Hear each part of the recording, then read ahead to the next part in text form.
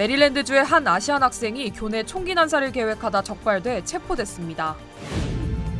도널드 트럼프 전 대통령의 재판이 열리던 뉴욕 법원 앞에서 한 남성이 분신을 시도해 당국이 수사에 나섰습니다. 미국으로 수입되는 채소나 과일에서 기준치를 초과하는 농약이 검출된 것으로 드러났습니다. LA 지역에서 불법 레이싱을 하다 관중들을 치고 도망간 용의자가 공개 수배됐습니다. 피해자 중 한 명은 현재 위독한 상태로 알려졌습니다. 최근 일부 주민들이 계약 조항을 제대로 알지 못한 채 태양광 패널을 설치했다 오히려 더 많은 비용을 부담하고 있는 것으로 전해졌습니다. 여러분 안녕하십니까? 4월 19일 첫 소식입니다.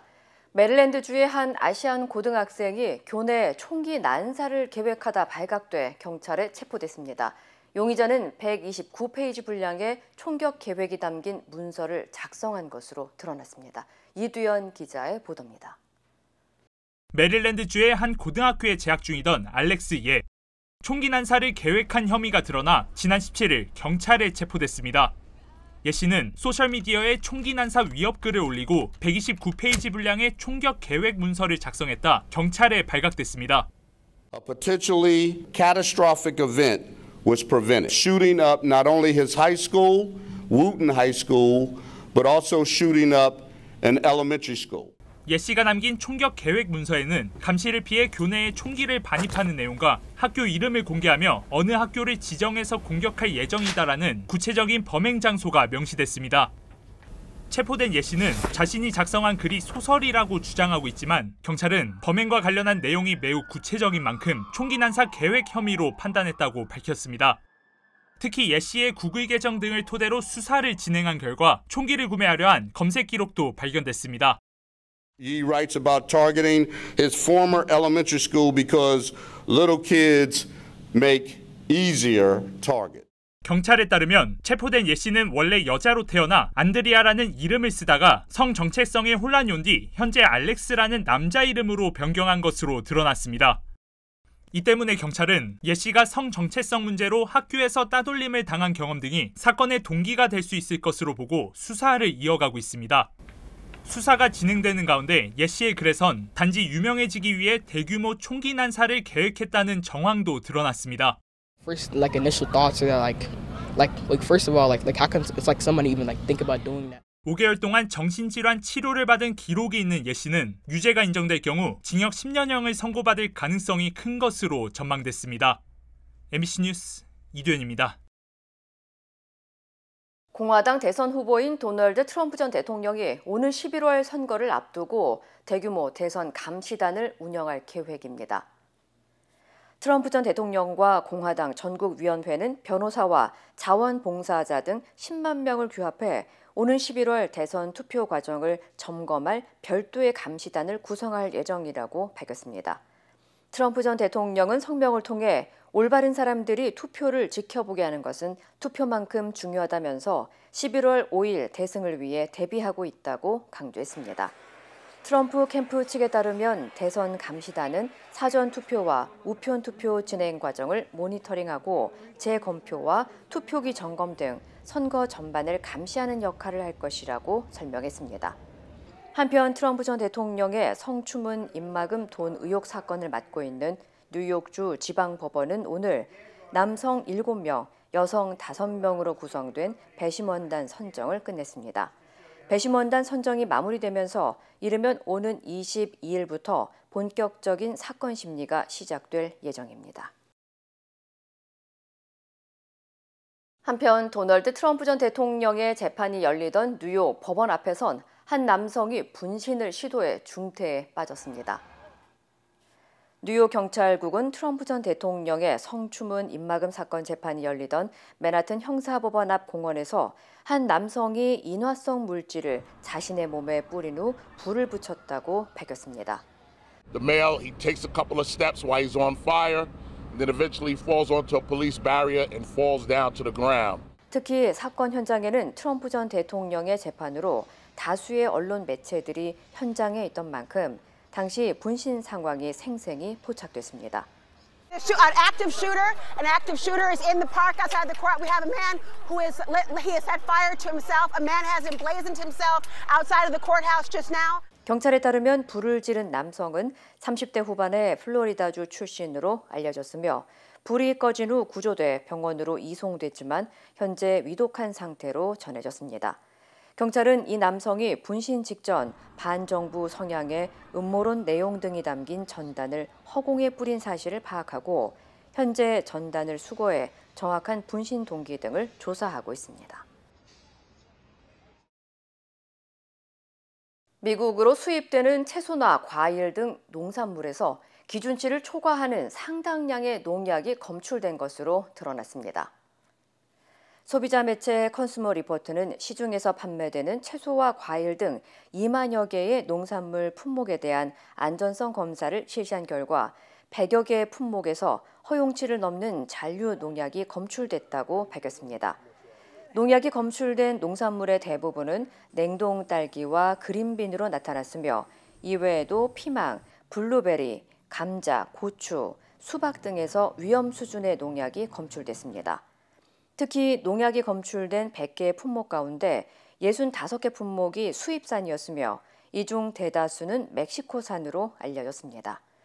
이번 검사에서 유기농 제품은 일반 제품에 비해 농약 위험도가 낮은 것으로 평가됐지만 일부 유기농 그린빈에서는 농약이 검출된 것으로 나타났습니다.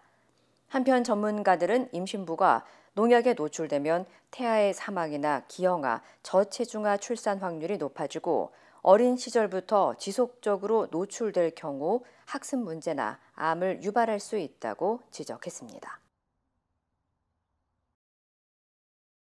LA 지역에서 불법 레이싱으로 여러 명을 치고 도주한 뺑소니범이 공개 수배됐습니다. LA 경찰국은 한 영상을 공개하고 지난 14일 늦은 밤 맨체스터 애비뉴와 산페드로 스트리트 교차로에서 불법 레이싱이 벌어졌고 이를 구경하던 관중 가운데 최소 4명이 차에 치였다고 밝혔습니다. 특히 2명의 여성이 큰 부상을 입은 가운데 한 젊은 여성이 땅에 머리를 부딪히면서 많은 피를 흘리는 모습이 포착됐고 현재 경찰은 여성의 상태와 신원을 파악 중이라고 전했습니다. There was no crime reported that night. There was no report made, no calls to 911. So we started looking into it and are trying to figure out actually who this person is, one of these females. We don't know who she is, where she is, or how serious her injuries are. 경찰은 사고를 일으킨 차량이 현장에서 도주했고 당시 범죄 신고가 접수되지 않아 용의자 검거와 피해자 파악에 난항을 겪고 있다며 현상금 2만 5천 달러를 걸고 주민들에게 적극적인 제보를 당부했습니다. 한편 용의자는 현재 길거리 불법 레이싱 뺑소니로 인한 중범죄 혐의로 수배 중이라고 밝혔습니다.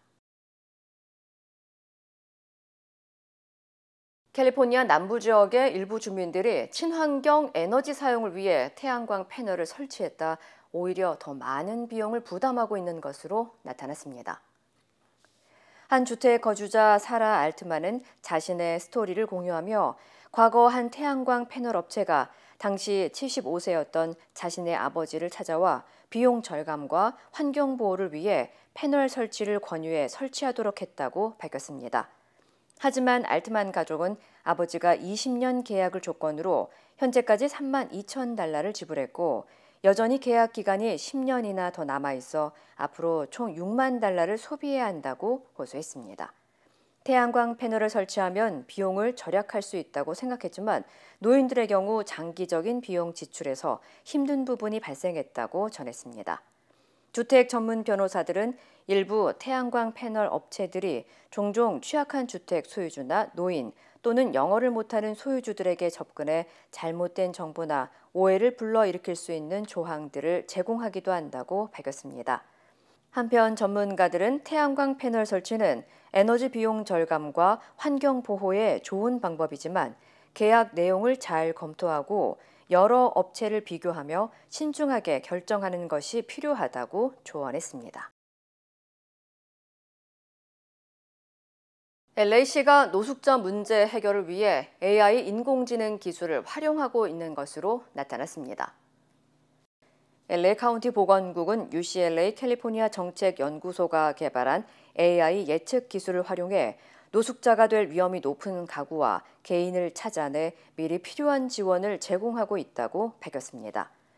이 기술은 병원 응급실 방문이나 건강관리 기록, 식료품 지원 프로그램 수혜 기록 등 7개 분야의 공공 데이터를 분석해 노숙자가 될 위험도가 높은 사람들의 명단을 만들어냅니다.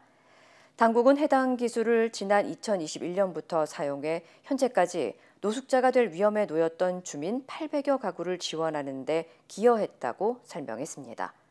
선정된 가구들은 집세나 공과금을 내는데 사용할 수 있도록 최소 $4,000에서 최대 $8,000의 자금을 지원받았으며 6개월 이후 12개월 이후 등 몇 개월에 걸쳐 후속 조치를 받았다고 덧붙였습니다. 당국은 저소득층과 같은 도움이 필요한 곳을 식별하고 미리 예방하는 것이 노숙자 문제 해결에 있어서 가장 중요한 단계라고 강조했습니다. 반면 이 같은 조치에서 일각에서는 개인정보 보호 측면에서 위험을 노출할 수 있다는 우려의 목소리도 제기됐습니다. 플로리다주의 한 커플이 복권을 위조해 수백만 달러의 당첨금을 신청한 혐의로 기소됐습니다. 에스캄비아 카운티 셰리프국에 따르면 36살의 키라 앤더스와 남자친구인 다코다 존스가 $50짜리 스크래치 복권 2장을 이어붙여 $100만 상당의 당첨 복권으로 제작했습니다. 이들은 위조된 복권을 들고 당첨금을 신청했지만 직원들은 이 커플이 제시한 복권을 본 순간 복권이 가짜임을 알아차렸다고 밝혔습니다.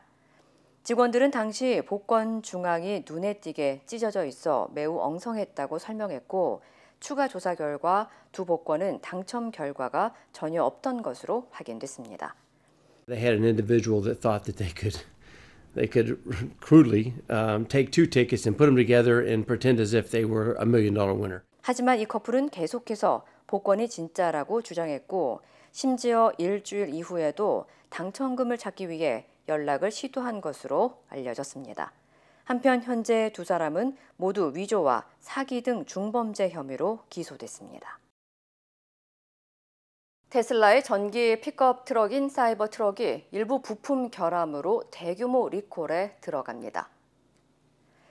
연방도로교통안전국은 테슬라의 2024년형 사이버 트럭의 가속 페달 패드가 내부 트림에 끼어 운전자가 의도하지 않게 가속을 유발해 충돌 사고가 발생할 위험이 제기됐다면서 미 전역에서 3,878대를 리콜한다고 밝혔습니다.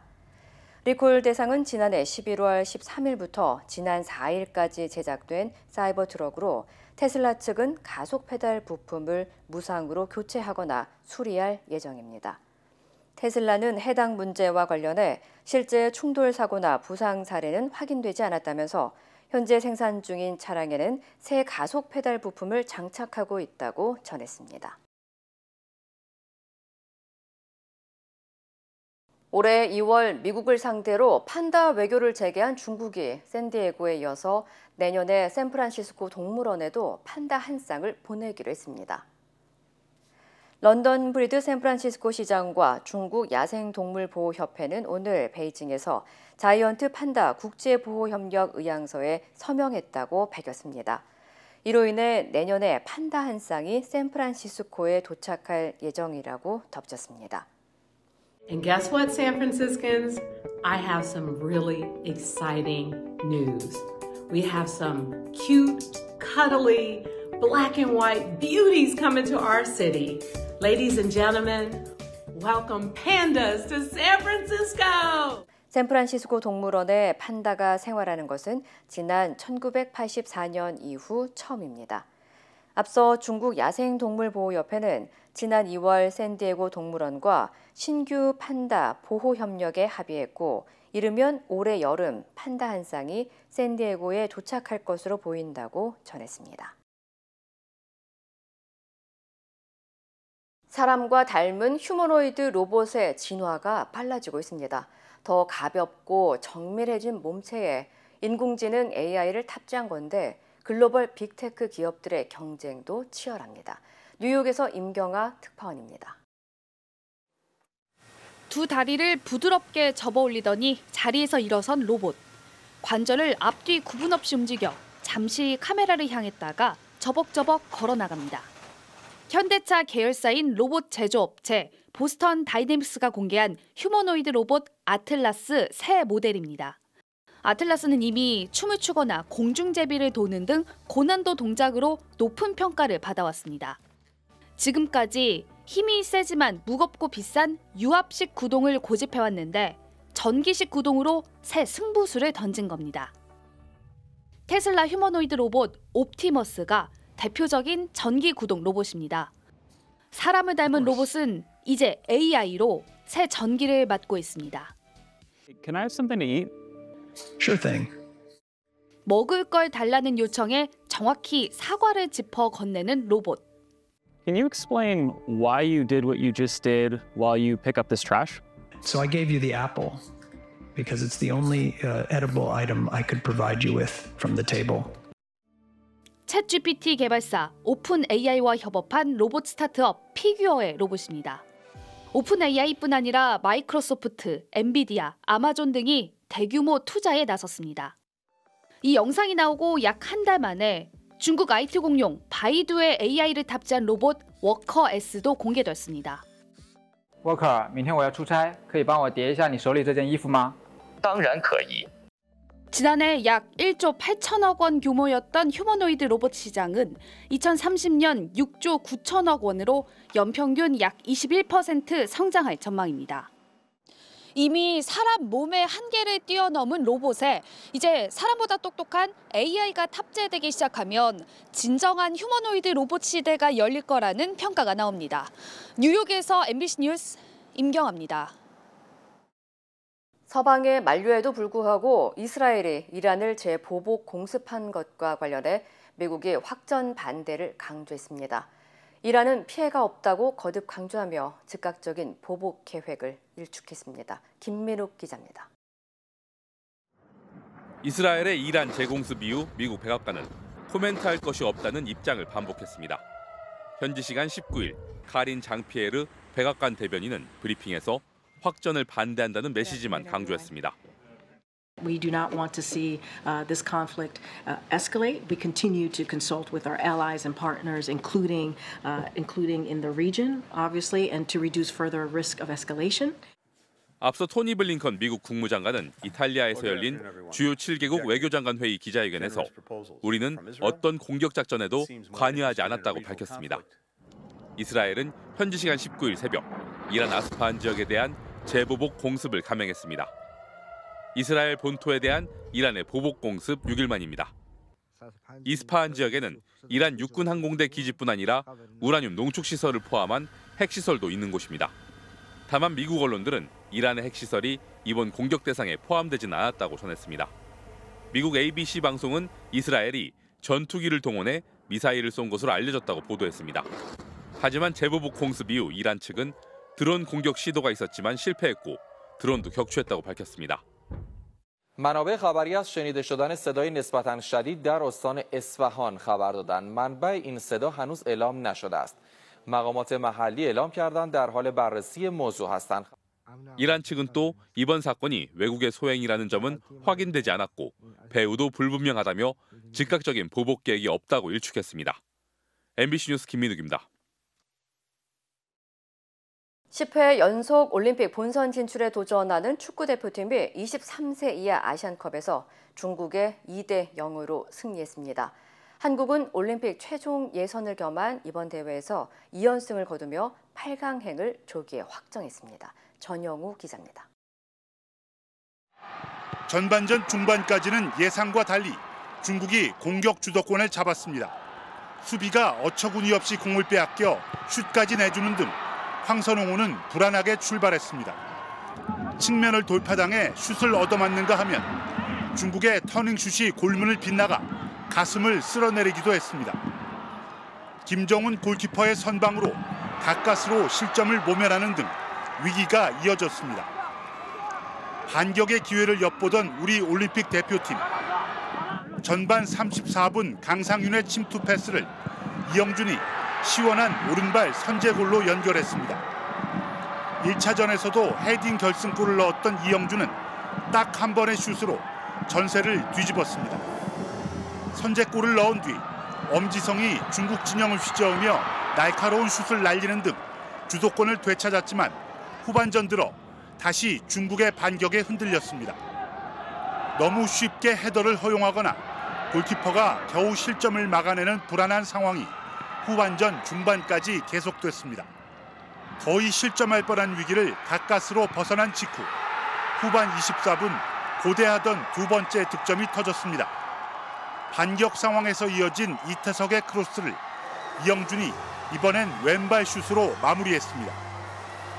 이영준은 두 경기에서 3골을 넣어 팀의 모든 득점을 책임지며 우리나라의 8강 진출을 확정지었습니다. 필드골이 나오고 제가 2골을 넣었는데 저희 팀이 전체적으로 하나가 되어서 경기를 잘하는 것 같아서 좀 기분이 좋은 것 같습니다.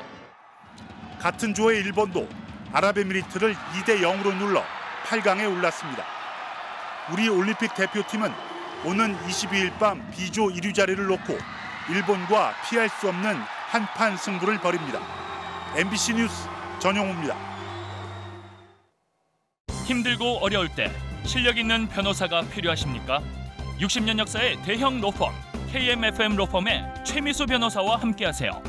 교통사고, 민사법, 형사법, 가정법 등 풍부한 경험과 최고의 실력으로 완벽하게 도와드립니다. 최고의 보상을 책임지는 실력 있는 대형 로펌. 도움이 필요할 때 강한 힘이 되는 변호사. KMFM 로펌 최미수 변호사. 213-427-2350. 윤석열 대통령과 이재명 민주당 대표의 영수회담이 다음 주에 이루어질 전망입니다. 윤 대통령이 전화를 걸어 만남을 제안한 건데요. 민생의제와 후임 총리 인선 등 현안들이 논의될 것으로 보입니다. 김민찬 기자입니다. 윤석열 대통령과 이재명 민주당 대표의 통화는 어제 5분가량 이뤄졌습니다. 대통령실은 먼저 윤 대통령이 이 대표와 민주당 후보들의 당선을 축하했다면서 형편이 된다면 다음 주 용산에서 만나자고 제안했다고 발표했습니다. 일단 만나서 소통을 시작하고 앞으로는 자주 만나 차도 마시고 식사도 하고 또 통화도 하면서 국정을 논의하자고 말했습니다. 윤 대통령은 앞서 이 대표 취임 직후인 재작년 8월 전화 통화를 한 적이 있지만 두 사람이 단독 회담을 하게 된 건 이번이 처음입니다. 이 대표는 많은 국가적 과제와 민생 현장의 어려움이 많다며 가급적 빠른 시일 내에 만나자고 화답했습니다. 이재명 대표는 발표 직후 유튜브 방송을 통해 자신이 제안한 1인당 25만 원의 재난지원금 지급 등 민생 대책을 논의할 것이라고 예고했습니다. 민생 관련된 개선책도 있을 수 있고요. 하여튼 제도 개혁 문제, 개헌 문제 이런 것들도 하여튼 여야 간의 대화가 가능하면 최대한 해야 되지 않을까 싶어요. 또 이태원 참사와 최상병 사망 사건 등 이른바 이채 양명주 의혹들에 대한 진상규명을 요구하겠다는 뜻도 분명히 했습니다. 사의를 표명한 한덕수 국무총리 후임 등 총선 이후 내각 구성과 인적 쇄신 방안도 화제에 오를 수 있습니다. 전격적인 영수회담 제안 배경으로는 총선 참패 뒤 급락한 국정 지지율이 우선 꼽히고 있습니다. 어제 한국갤럽 조사에서 윤 대통령의 직무수행 긍정평가는 3주 만에 11%포인트 급락하며 23%, 취임 이후 최저치였고 부정평가 역시 68%로 최고치에 달했습니다. 여론의 힘으로 탄핵을 막아야 한다는 여당 중진 의원의 공개 경고가 나왔습니다. 민심의 도움으로 난국을 돌파할 마지막 희망이 남아있는 이때 대통령과 당이 사직생의 자기 쇄신을 해야 합니다. 집권 2년이 다 돼서야 성사된 영수회담이 만남 자체의 의미를 넘어 총선 민심이 반영된 성과를 낼 수 있을지 주목됩니다. MBC 뉴스 김민찬입니다. 한국 정부가 의대 증원 2,000명에서 일단 한 발 물러섰습니다. 이번에 의대 정원이 늘어난 32개 대학이 원할 경우 증원 규모를 최대 50%까지 줄이겠다는 건데요. 의대 교수 단체는 2,000명 증원에 과학적 근거가 없다는 것을 반증하는 것이라며 원점에서 다시 논의해야 한다고 촉구했습니다. 김현지 기자입니다. 정부는 어제 그동안 고수해온 2,000명 의대 증원 규모를 줄이는 대안을 처음 내놨습니다. 2025학년도에 한해 대학이 자율적으로 증원 규모의 50에서 100% 사이에서 인원수를 정하도록 허용한다는 겁니다. 의대생을 적극 보호하고 의대 교육이 정상화되어 의료 현장의 갈등을 해결해 나가는 하나의 실마리를 마련하고자 결단을 하였습니다.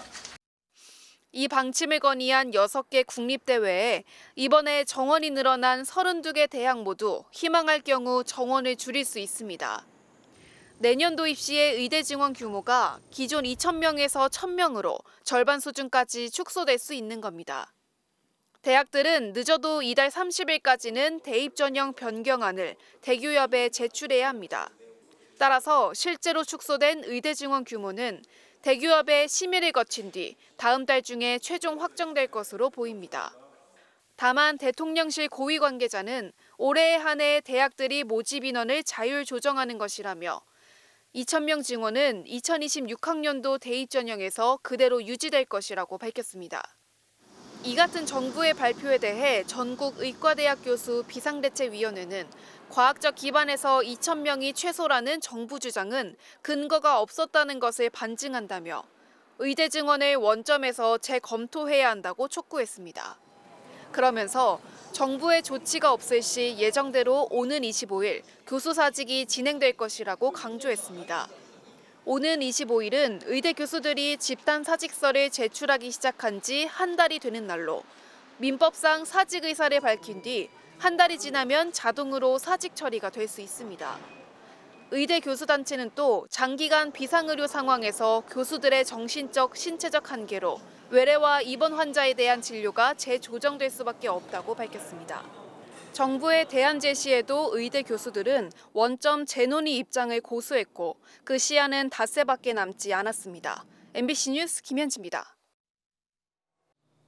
장애인들이 시설을 나와 밖에서 사는 걸 탈시설이라고 합니다. 이를 지원하는 서울시 조례도 시행 중인데요. 하지만 장애인 부모 단체들은 탈시설에 반대하며 조례 폐지를 주장합니다. 오늘 장애인의 날을 앞두고 어제 양측이 집회를 열어 대립했습니다. 김지성 기자입니다. 장애인을 시설에 가두지 말라. 장애인도 원하면 지역사회에서 어울려 살아갈 수 있어야 한다고 장애인 단체들은 주장합니다. 이른바 탈시설입니다. 저는 빵 살 때부터 24살까지 살았습니다. 동생들을 돌봐야 하고 언니들을 돌봐야 하고 선생님들의 눈치를 보는 거 그것들이 제일 불편했던 것 같아요. 탈시설과 그 이후 삶에 대한 선택권은 보호자도 정부도 아닌 장애인 본인에게 주어져야 한다고 말합니다. 탈시설하고서는 또 일도 하게 됐고요. 검정고시에 패스해서 대학까지 졸업했습니다. 그럼 모든 가정이 시설에 있으면 어려워요. 이런 주장을 받아들여 서울시 의회는 2022년 탈시설 지원 조례를 만들었습니다. 시설에서 나온 장애인들의 지역 정착을 돕는 제도와 예산 지원의 근거입니다. 하지만 장애인 자녀를 시설에 맡긴 부모들 상당수는 이 조례를 반대하고 있습니다. 탈시설 지원은 결국 장애인들을 돌보고 있는 현 시설 축소나 지원 폐지로 이어질 거라는 걱정 때문입니다. 시설의 전문적인 돌봄이 장애인에게도 가족에게도 낫다는 겁니다. 거기 있으면 간호사도 있고 물리치료사도 있고 선생님도 있으니까 24시간 보호해야 되니까 이렇게 장애인 부모들이 그 질병에 시달리는 경우가 굉장히 많아요. 자녀가 이제 막 이리저리 막 그 도망가니까 끈으로 묶고 다니기도 하고. 장애인의 날을 하루 앞두고 탈시설이냐 아니냐 두 주장은 서울시 의회 앞길 하나를 두고 대립했습니다. 부모단체 주장대로 탈시설을 지원하는 조례를 없애자는 주민 청구가 2만 5천 명 동의 요건을 갖춰 시의회에 발의되자 장애인 단체와 장애인 부모단체 모두 집회를 연 겁니다. 장애인 단체는 또 다음 국회에서 탈시설 지원 법제화를 요구하고 있어 논란은 더 커질 전망입니다. MBC 뉴스 김지성입니다.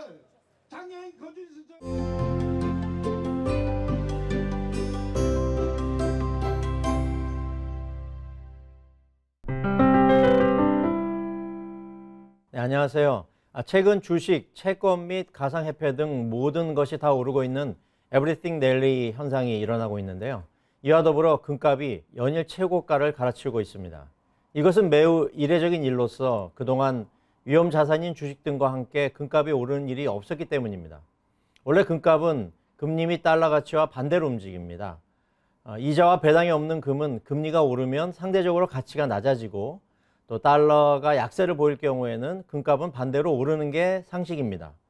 그런데 지금은 금리가 오르고 달러가 강세인데도 금값이 오르는 기이한 현상이 지속되고 있습니다. 매스컴에서 꼽는 이유는 중동 전쟁 확전 우려와 미국 대선으로 인한 불안전한 상황 때문이라고 합니다. 일단 주식이나 코인 등의 위험 자산을 한껏 늘려놓고는 이제는 반대로 안전 자산인 금을 함께 가지고 있으려는 심리가 작용하기 때문이라고 합니다. 또한 국내의 전문가들은 모두 장기적으로 금값이 랠리를 이어갈 것이라고 전망하고 있습니다. 연준이 올 하반기에 금리를 내리면 달러가 약세를 보이기 시작할 것이고 달러 대체제인 금값이 오를 것이기 때문입니다.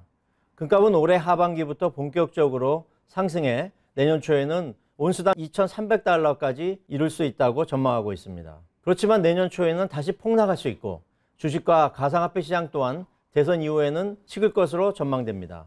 금은 배당금이나 금리가 붙지 않습니다. 즉 금은 장기적인 인플레이션 발생에 대한 대비책이 될 수는 없습니다. 자신의 자산 포트폴리오에 금을 포함시키는 것은 괜찮지만 장기적으로 보았을 때는 금을 단순히 금고에 보관하여 발생하는 기회비용을 상쇄해 줄 만큼의 수익을 내기는 어렵습니다.